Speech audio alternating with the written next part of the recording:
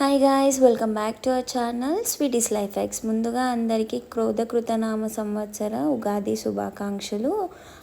ఇవాళ అయితే వీడియో మనకి ఉగాది ఎలా చేసుకున్నాము అనేది బ్లాగ్ చేశాను, చూసేయండి. ముందుగా మేమైతే తోరణాలు కట్టేసుకొని మామిడాకు తోరణాలు కట్టేసుకొని మంచిగా మామిడాకులు తెంపి అవన్నీ కడుక్కొని తోరణాలు కట్టేసుకున్నాము. ఆ తర్వాత గడపని పూజించుకున్నాము. దాన్ని మంచిగా వాటర్తో గడపని కడిగేసుకున్న తర్వాత పసుపుతో మంచిగా శుభ్రంగా పెట్టుకొని ఆ తర్వాత కుంకుమ అలాగే బియ్యం పిండితో అలంకరించుకున్నాము.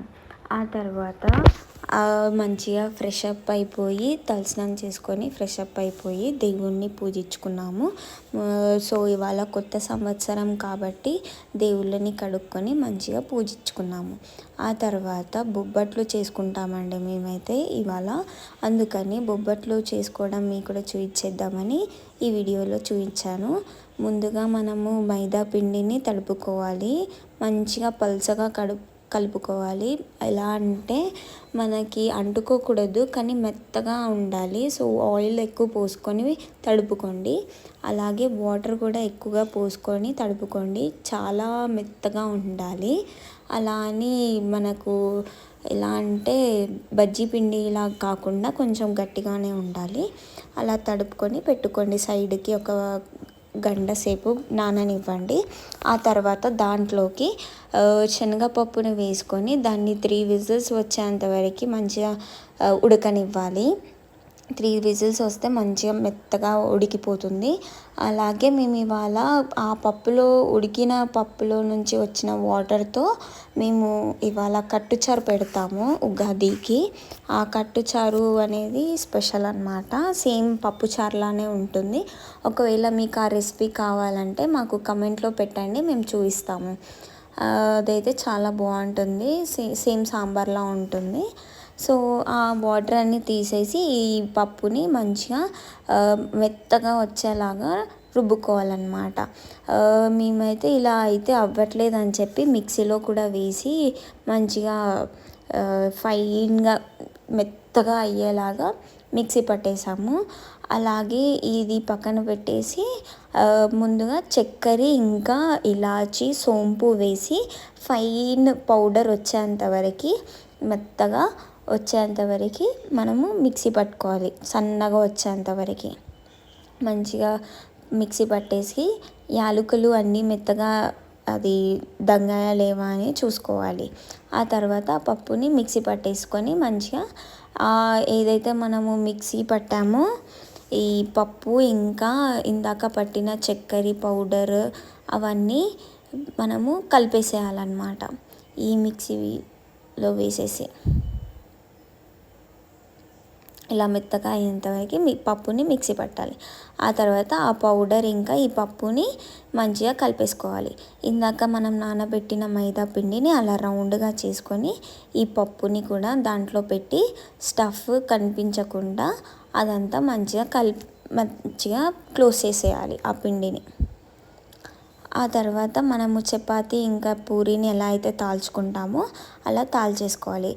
దానికి ముందు మనం ప్యాన్ పెట్టుకొని అది వేడెక్కించాలి. ఆయిల్ పోసుకొని వేడిచ్చి పెడితే ఆలోపు మనం ఇది తాల్చుకుంటూ ఉండాలి.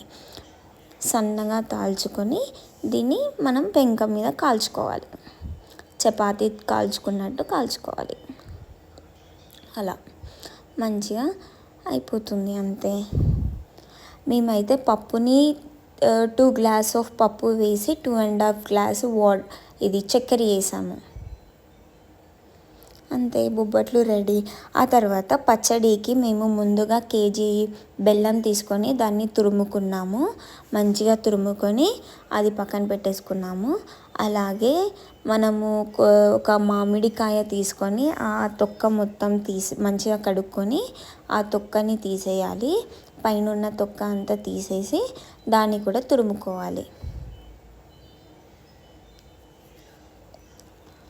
ఇలా మామిడి తొక్క మొత్తం తీసేసి దీన్ని కూడా మంచిగా తురుముకోవాలి.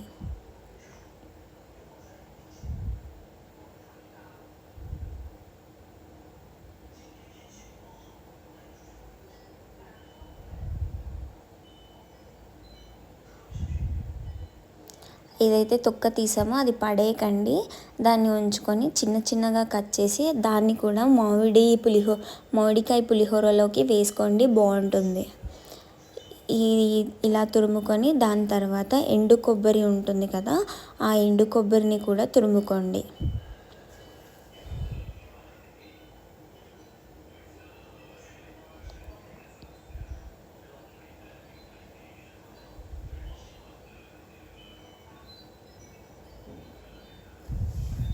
ఇలా ఎండు కొబ్బరిని మామిడికాయ తురుముని పక్కన పెట్టేసేసి ముందుగా మనము ఇది వేప పువ్వుకి ఉన్న రెక్కలని మేమైతే తీసి పెట్టుకుంటాము. అలాగే మన పచ్చళ్ళలోకి ఏవేవైతే కావాలో అవన్నీ పక్కన పెట్టేసుకోవాలి.